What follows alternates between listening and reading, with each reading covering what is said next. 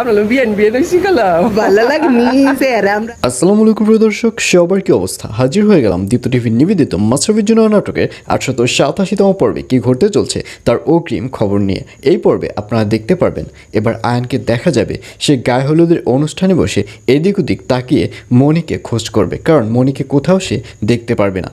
আর এই ব্যাপারটি খেয়াল করবে আয়ানের মা, এবং আয়ানের মা বলবে, কী ব্যাপার আয়ান, তোমাকে অনেকক্ষণ দেখেই লক্ষ্য করছি যে তুমি এদিক ওদিক তাকাচ্ছ। আসলে তোমার তো এখন এদিক ওদিক তাকানোর সময় না, একটা মেয়ে তোমার দিকে তাকিয়ে রয়েছে, আর তুমি যদি এদিক ওদিক তাকাও তাহলে তো হবে না। এখন থেকে তুতুলের যত দায়ভার রয়েছে সব কিছু তোমারই বহন করতে হবে, সুতরাং এখন আর তোমার এদিক ওদিক তাকানোর টাইম নেই। এইসব বলে রুনা ম্যামকে দেখা যাবে আয়নের কাছ থেকে চলে যেতে, কিন্তু আয়ান মন খারাপ করে বসে থাকবে, কারণ আয়ান কোথাও মনিকে দেখতে পারবে না। আর অন্যদিকে তুতুলের বাবা এবার গায়ে হলুদে আসার কারণে তুতুলের মা প্রচণ্ড পরিমাণে রেগে থাকবে তুতুলের বাবার প্রতি, এবং এক পর্যায়ে গায়ে হলুদের অনুষ্ঠান যখন শুরু হবে তখন এক কথায় দু কথায় তুতুলের বাবার সাথে তুতুলের মায়ের প্রচণ্ড পরিমাণে একটা ঝগড়া লেগে যাবে। আর এই ব্যাপারটি খেয়াল করবে রুনা ম্যাম, এবং রুনা ম্যাম বলবে, কী ব্যাপার, আমি কোন পরিবারের সাথে আমার ছেলেকে বিয়ে দিচ্ছি? যে পরিবারে এখানে এসেই ঝগড়া শুরু করে দিয়েছেন, পরবর্তীতে তো আমার ছেলের সাথে আপনারা ঝগড়া শুরু করে দিবেন।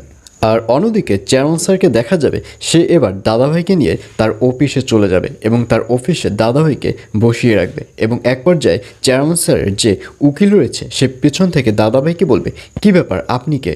আর এই কথা শুনে দাদাভাই যখন পেছনে ফিরে তাকাবে তখন উকিল সাহেবকে দেখে, অর্থাৎ মেয়ে উকিলকে দেখে প্রচণ্ড পরিমাণে ভয় পেয়ে যাবে, এবং ভয় চিৎকার শুরু করবে, এবং তার চিৎকার শুনে যখন চেয়ারম্যান স্যার তার সামনে আসবে এবং বলবে, কী ব্যাপার, কী হয়েছে, তখন দাদাভাই বলবে, স্যার আমাকে বাঁচান, এই পেতনিভূত থেকে আমাকে বাঁচান। আর এসব কথা শুনে সেই উকিল মহিলাকে দেখা যাবে অনেক হাসতে থাকবে।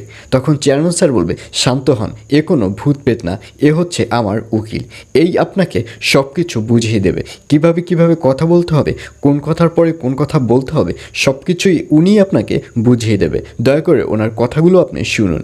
এটি বলার পর দাদাভাইকে দেখা যাবে সে সেই মেয়ে উকিলের কথাগুলো শুনতে থাকবে।